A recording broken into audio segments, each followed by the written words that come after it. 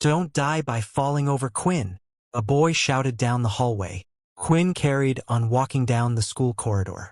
Harassment had become a daily occurrence for him, but it still bothered him just as much every day, and he couldn't help himself but retaliate. Quinn stopped and pushed his glasses back up as they had slipped down from his face. He needed a new pair, and just from looking at them, you could tell they were heavily worn. The sides were covered with tape, and they didn't even fit straight on his face. Quinn then turned around and immediately gave the middle finger. I bet you don't even know how many fingers I'm holding up. The boy clenched his fist and started running towards Quinn. You level 1 piece of crap. When are you going to learn that you don't belong in this world? The boy then placed both of his hands together and a green ball of light started to form. When he was only a few meters away from Quinn, the boy threw his hands forward and the green light shot out from the palm of his hands. Quinn had nowhere to go, and the beam of light was too fast for him to dodge. All he could do was grit his teeth and bear the pain. As the light hit Quinn, his body was lifted into the air and sent flying backwards into the corridor wall. What's going on? One of the students nearby said. Are they fighting on the last day of school? A crowd had immediately formed outside as people were interested in what the commotion was about. One of the female students ran over to the damaged part of the wall to check on the student's safety. The dust started to settle and Quinn's slightly curly black hair was coming into view. When eventually the dust all cleared up and the female saw who it was, she immediately backed away and continued her business as if nothing happened. When the female student had returned to her friends, Quinn could see that they were laughing at her. I can't believe you tried to help him. I didn't see who it was, the girl retorted with flushed cheeks. After that, Quinn stood up and picked his glasses up off the floor. Once again, one of the sides had fallen off. Damn it, not again. It was the last day of school for Quinn, and he was hoping just once someone wouldn't try anything with him. Quinn was sick and tired of it, and he wasn't the type to ignore it either. He had seen people who had chosen to keep their head down and tolerate the harassment, and their treatment was far worse than what he got. Quinn didn't bother to stay at school like the rest of the students. As he walked past, he saw people talking to each other.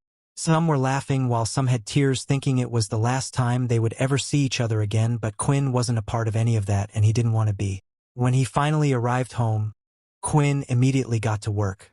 Quinn lived in a single-bedroom apartment that had just enough space to fit a single bed and desk.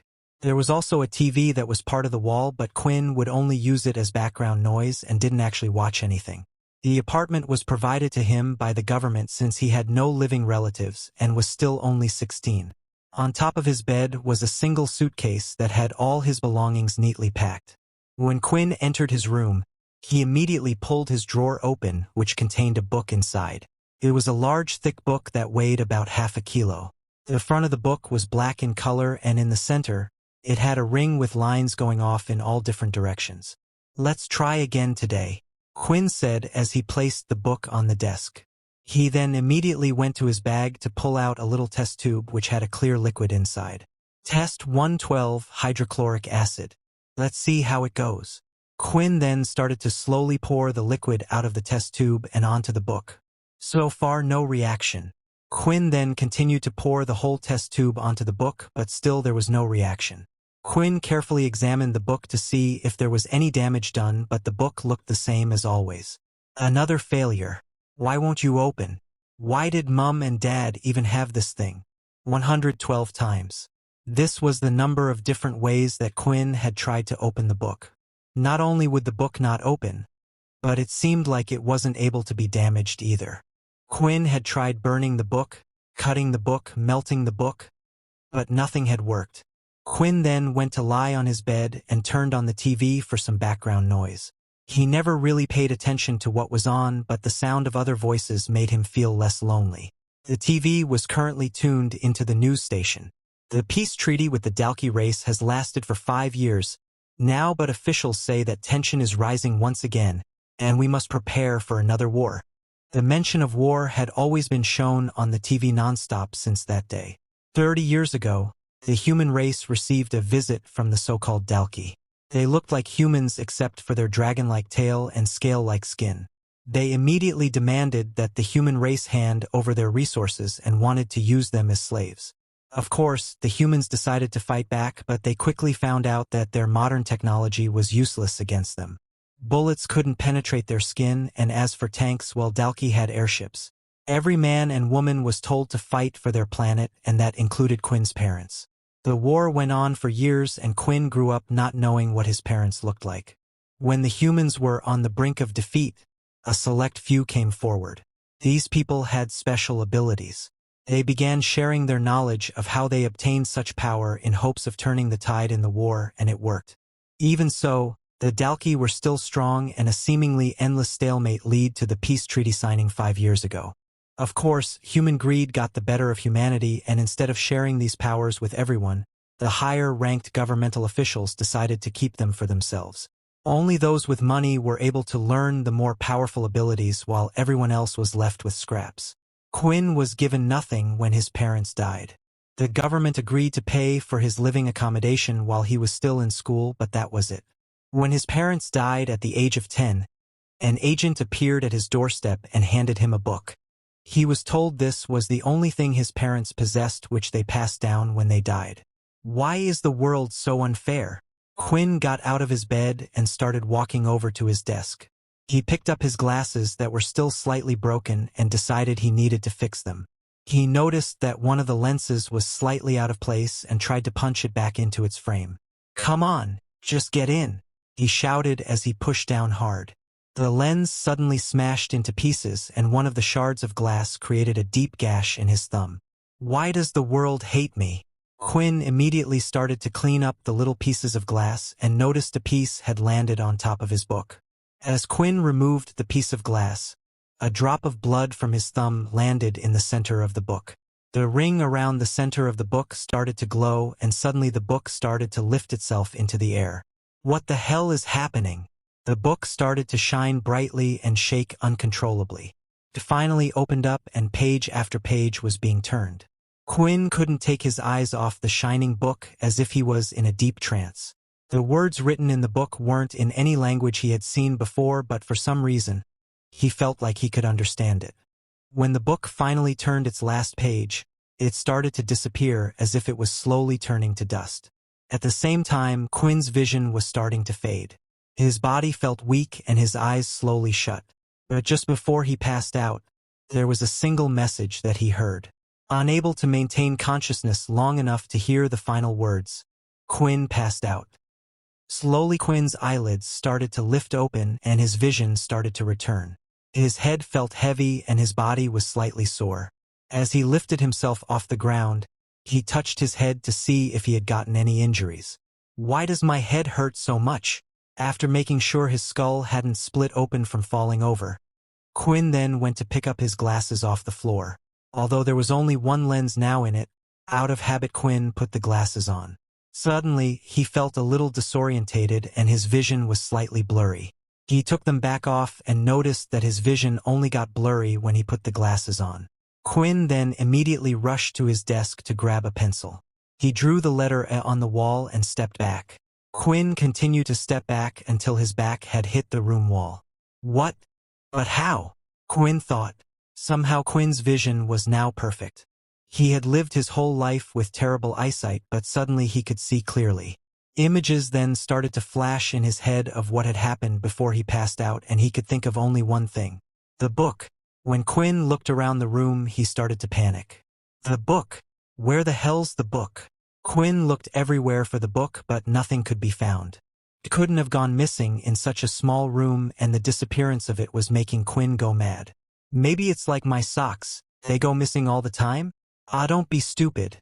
This is a book we're talking about, not a sock. Quinn then tried to think hard about what had happened just before he had passed out. He suddenly started to remember the book being lifted into the air. Then, just before his eyes closed, he heard a few words. What was it? It sounded like some type of system message. Then, as soon as Quinn had said those words, a status screen had appeared right in front of his eyes. Wow, it's like those really old games people used to play all the time. Quinn noticed that on the status screen there were more tabs on the top, but without even doing anything and just reading the tabs in his head. The screen automatically switched. On the Skills tab, Quinn wasn't really able to see much. Everything seemed to be locked and slightly grayed out, so he quickly moved on to the next tab, which was called Shop. /U003C shop /U003E. /U003C unlocks at level 10 /U003E. Can I do anything? The last tab was the Quest tab, and finally, it seemed like this tab wasn't locked behind something. /inversa U003C main quest /inversa U003E. /U003 Creech level 10 /U003E. /U003C daily quest. Drink 2 liters of water /U003E. /U003C reward 5. After checking everything out that the system had to offer, Quinn had to just think about closing the system, and it did. When Quinn thought about opening it again, a screen would immediately pop up in front of him. Quinn could only think of one thing, that the book his parents had left him was an ability book. These books could often be bought at very high prices from the military or a company and could even be obtained on the black market. The only thing was, Quinn had never heard of an ability book that disappeared and granted the user a system like this. The ability books were designed to be learnt. It wasn't something that you could pick up and instantly understand how to use. A smile started to slowly appear on Quinn's face. This was great news for him. He had always been a level 1 ability user because he could never afford to buy any ability books. Finally, he had something. The next phase was for him to test what ability he had. Fire! Fire, come on! Quinn said as he threw the palm of his hand forward. Okay, next. Water, water out! Quinn did the same again, but there was no result. After trying out many different things and all the abilities he had seen before, it turned out he was unable to perform any of them. What the hell useless thing is this? Is it really just a system ability? Quinn thought about it for a while. If it truly was like a game, then perhaps by completing the quests, he would eventually get stronger and unlock more skills. He was treating it like an ordinary ability book, and clearly what he had obtained wasn't ordinary. Usually, ability books were based around one ability. It was important for a person to select their first ability book because a regular human body would only be able to perform one ability attribute. If you got a transform ability as your first ability, you would only be able to get other abilities related to this attribute. This was the same for fire and so on. Quinn then went to open his mini fridge and started to grab the bottles of water that were inside. He immediately started downing the water bottles one by one. Damn, how much is 2 liters? My belly feels like it's going to burst. After finishing his 8th bottle of water, a new notification message had appeared. /U003C daily quest complete. 5 EXP has been granted /U003E. /U003C5/100 /U003E. Well, now I know at least the system works.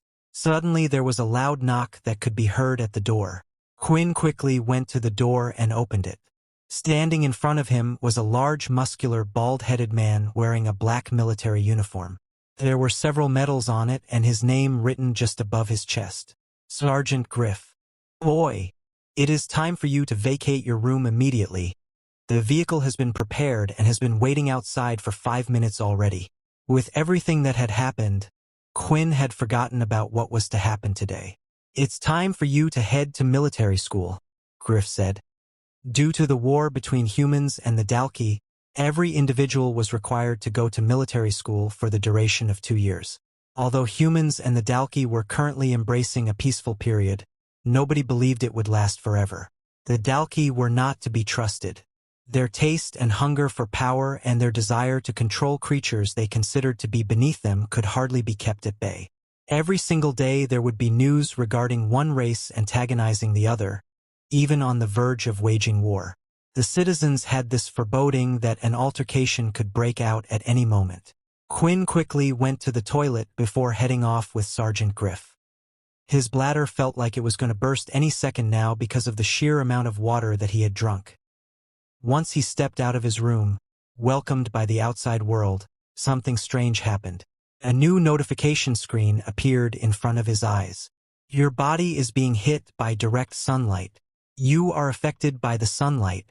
All stats will be halved while you are exposed to the sunlight. All of a sudden, Quinn's body felt extremely sluggish. He felt like he had just finished running a marathon and now needed to rest.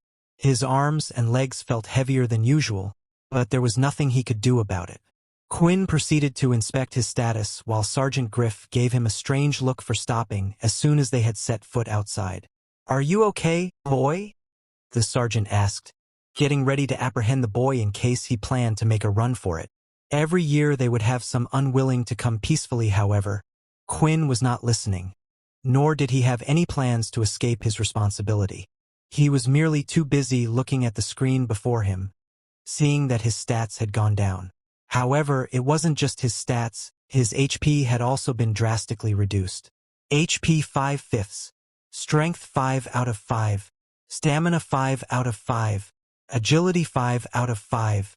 What kind of drawback is this? Quinn wanted to shout out, but he was still aware that he was no longer alone.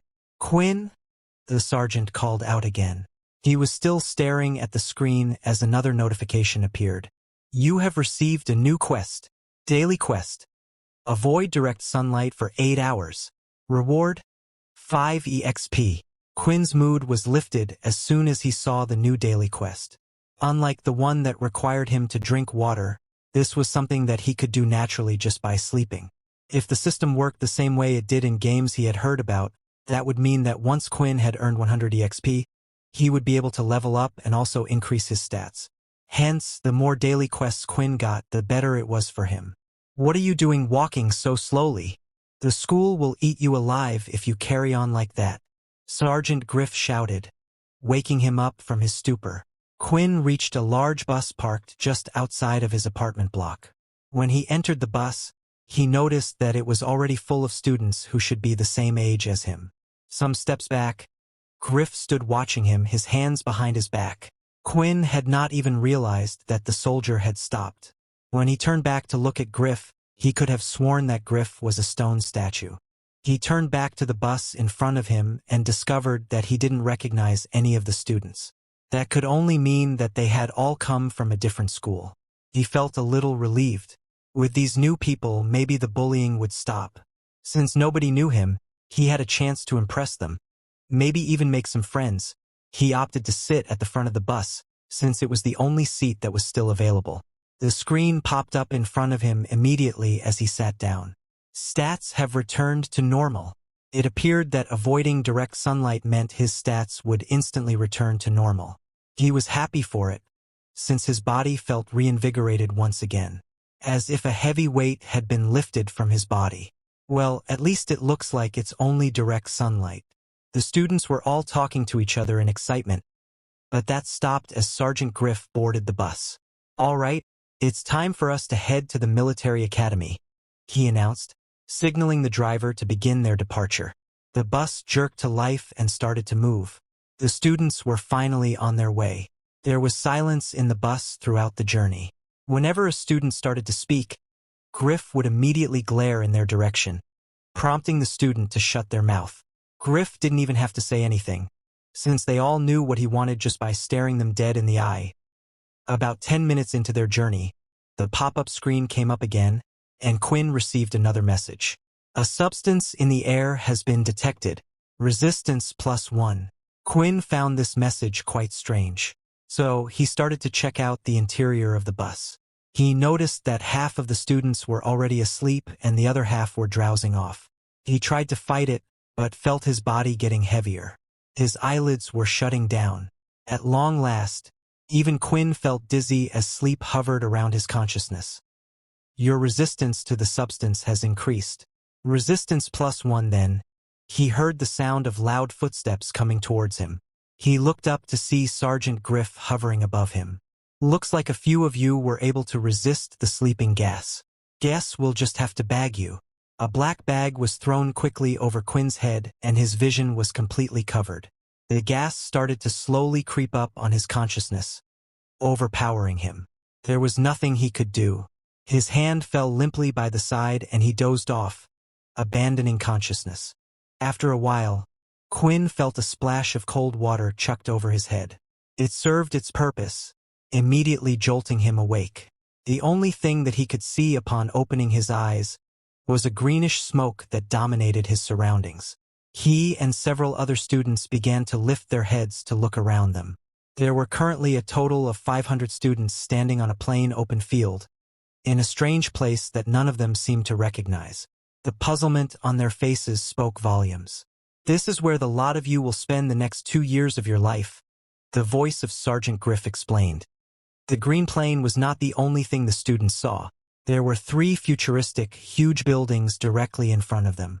The buildings were human images sculpted entirely out of glass.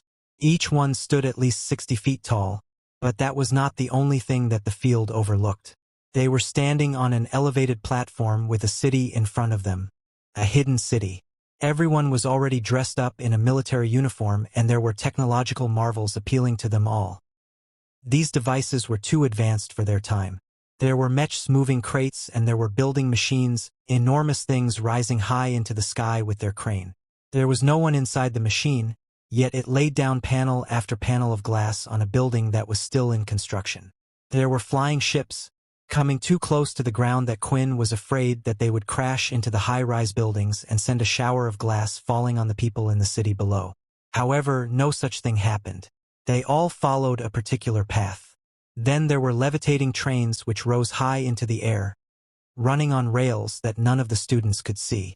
Some of the technology they were witnessing had yet to be made public. After the first war with the Dalki race, the humans had managed to make leaps in all sorts of technological fields. This was because they had managed to salvage a lot of equipment from the Dalki once the war was over. The military had decided to keep most of it for themselves. Some of the things they had found would just be too dangerous for the public to use. At least that is what they claimed. When Quinn finally managed to stop gawking at the new world he had been thrust into, he felt the weight on his hand and noticed that there was something placed around his wrist. It was a digital watch, yet there was nothing displayed on the screen yet. Placed on your wrist is your lifeline. It will identify you as a student at this military base. It will allow you to access certain areas, pay for food, and all sorts of other things. When not in use, the wristwatch will display a number, your corresponding power level. Griff said that it sounded to Quinn like he was speaking some strange foreign language, and from the confusion on the other students' faces, he was sure he was not the only one having difficulty understanding what the man was saying. He had believed that his life might change after coming to military school, but it seemed like it was going to be the same game, only in another place. We will immediately begin testing your respective levels. Don't move until you are called forward. Understand? Griff shouted with a smile on his face, and everyone just nodded. The sergeant looked frightening with his smile. It was completely contradicting his hard face. Good luck. When abilities were first introduced to the human race, people quickly learned that some were far more powerful than others. With this came the introduction of the power level system. There was a total of 8 different power levels, 1 being the weakest and 8 being the strongest. These levels could also be further divided into 1.1, 1.2, 1.3, all the way to 1.9, and it was the same for each level. There were 2 ways for people to obtain abilities.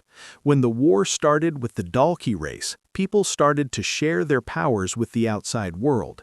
They wrote down how they obtained this power and put the information down in things called ability books. These ability books went on for sale to the public, and the military kept some of the stronger ones to themselves. Generally, ability books from level 1 to 5 were sold to the public, while giant corporations and the military kept the higher ones to themselves. The second way to obtain an ability was if you were an original. Originals were the first people who had originally discovered the powers for themselves and decided to pass it down within their family. Not all ability users chose to share their abilities to do outside world and decided to keep it within their bloodline. Originals usually had the strongest abilities that went beyond level 8. There was no way for the government to measure its power because it wasn't public knowledge. Because of these two reasons, Quinn had always been a level 1. He had no family members to support him, so he couldn't afford an ability book, and his family had no abilities themselves, so he wasn't an original. When Quinn had obtained the book, his first guess was that it was some time of an ability book. Now, after all these years, it seemed like he had obtained an ability. But he had never heard of an ability book like this before, and he didn't have a clue what power level it had given him. Quinn lifted up his hand to look at the watch, which indicated his current power level was 1. When he looked around, he noticed that everyone else's watches currently indicated the same number. Griff was currently standing in front of all the students and called names in groups of 5. These students would then be transported somewhere to take the test. Quinn was hopeful at first, thinking he might have been able to change his ability level for once, but his mind was quickly changed after receiving a notification. You were being hit by direct sunlight. All stats will be halved. Quinn didn't even know how good 10 strength, 10 agility, and 10 stamina was, but his eyesight was anything to go by. Then it would mean it was at least the top condition of a normal human being. But right now, Quinn felt incredibly weak and sluggish.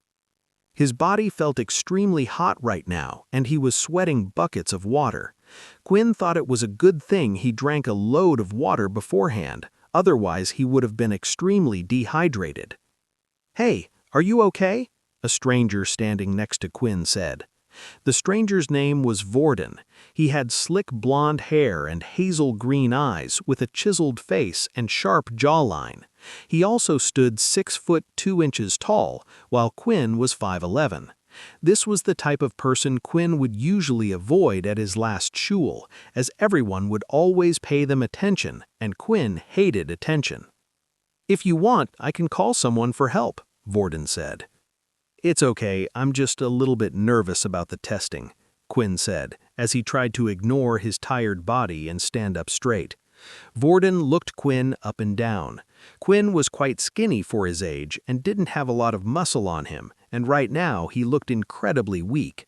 Vorden thought Quinn looked like the type of boy who would have gotten bullied at school, and it was the reason why Quinn was nervous. If he was to get a level 1 rating, most likely the same would happen here. "Well, don't be. I'm quite strong, you know. If anyone messes with you, you can come and ask me for help," Vorden smiled.